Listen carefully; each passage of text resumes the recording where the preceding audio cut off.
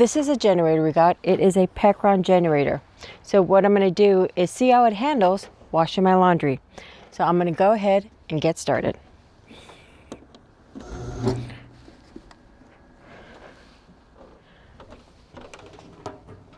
It didn't do it, Wayne. Doesn't have enough juice.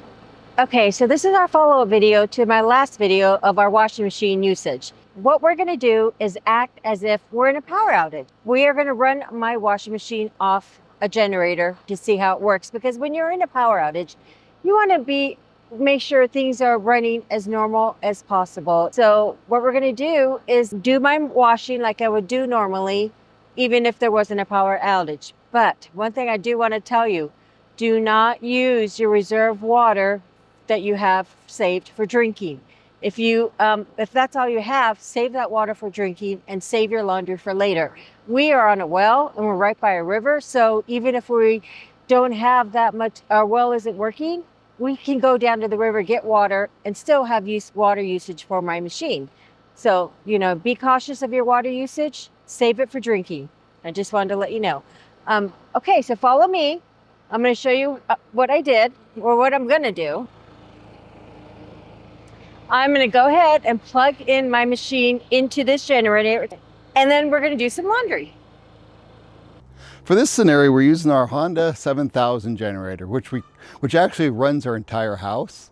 We initially wanted to try using one of our battery backups. That was a 2400, and it didn't work because the initial startup had too much pull. So we're switching over to this. We're using a meter so I can tell how many watts it's pulling. And we've done a video on this, a few videos on this generator, so I'm not going to really go over it. It's a really good generator, highly recommend it. Hopefully you can use a smaller, less expensive one for this scenario. We'll see how many watts it pulls, and we'll see what happens. Here we go. This is how much it's pulling.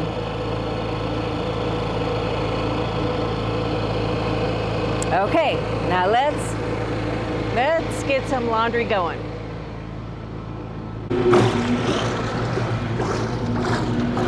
Okay, I'm going to go ahead and add my soap. There we go. I'm going to start adding my laundry.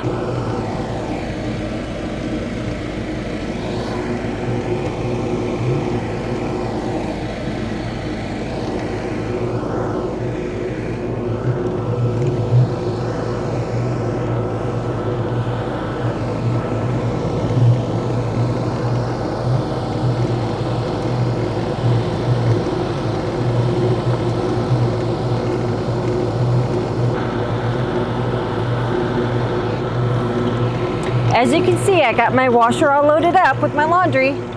So we're going to go ahead and let this run off the generator for about 20 minutes, which is a normal load, and then we'll come back and continue my washing. Okay, so my wash has been going for about 20 minutes now. So what I'm going to do, I'm going to go ahead and get this out. What we're going to concentrate on is the rollers, how much energy it's going to take to roll my laundry through these rollers. And safety first, got my hair up because I do not want my hair caught in these rollers. Okay, so I'm going to turn this on. I'm going to wring it and have it go through into my clear water bucket for rinsing. And as I said, you can reuse this water bucket for other things.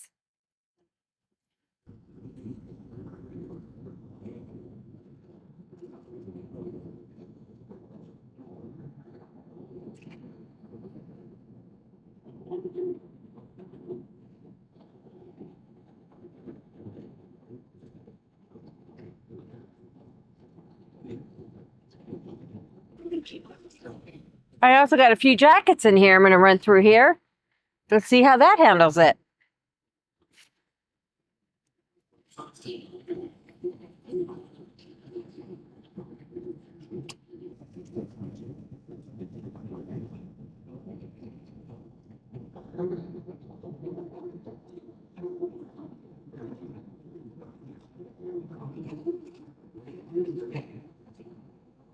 Here we go again. by Hoodie Jackets.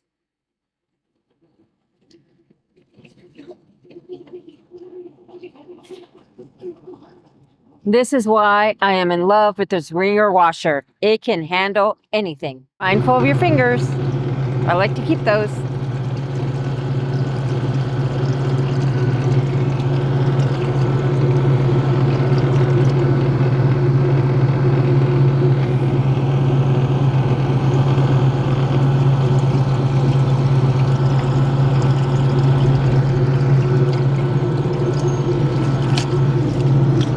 Don't ever have any frets about doing towels. Towels go through these like butter. Look at that.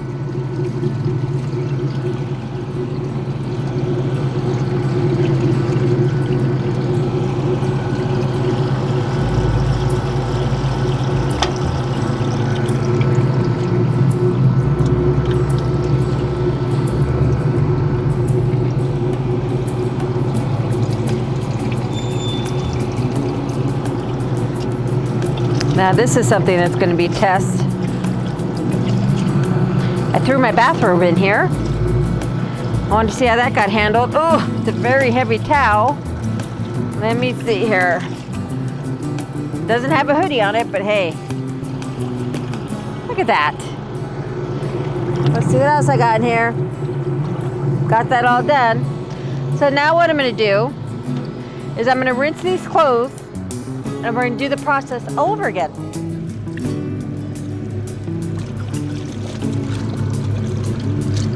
You know, and the reason why I love this wringer washer,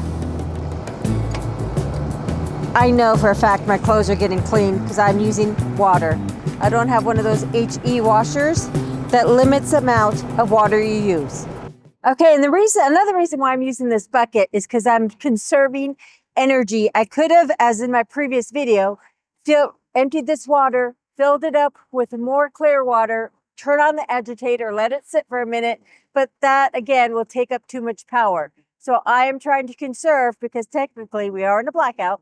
We're using my generator and I want to conserve as much of that power usage as possible. So using the wringer uses a lot less power on the generator than starting the whole process all over again to rinse my laundry. So here we go. And then another use is you have this extra reserve water, which is not dirty water, it's rinse water. And you could use that for multi-purpose items like doing your dishes or anything else, washing your hands, not for drinking, of course, but for other uses. Watering your plants, your garden, that will work. Get this a little tighter.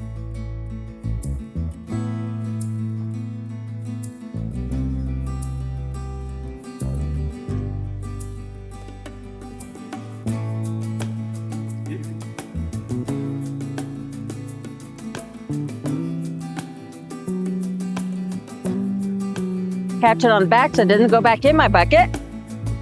But look at that. Totally ringed out.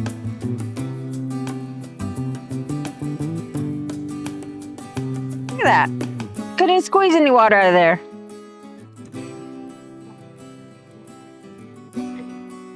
To me, in a crisis or when you have power outage and you're kind of stressed out in your day, this is something I enjoy doing that's calming, keeps me level-headed, and it's just fun. I really enjoy doing this, using this washing machine. It keeps me from thinking about other things that are going on around me. Keeps me calm.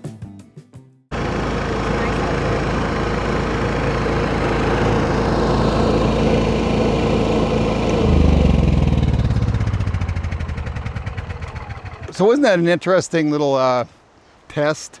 Obviously, it wasn't what I expected. I was surprised that 2400 watt battery backup wouldn't run that, especially considering the numbers that we got. It didn't appear that it ever went over like 600, which isn't a whole lot of load. If there's any of you guys that really know a lot about motors, let me know. What do you think? Why didn't that run that?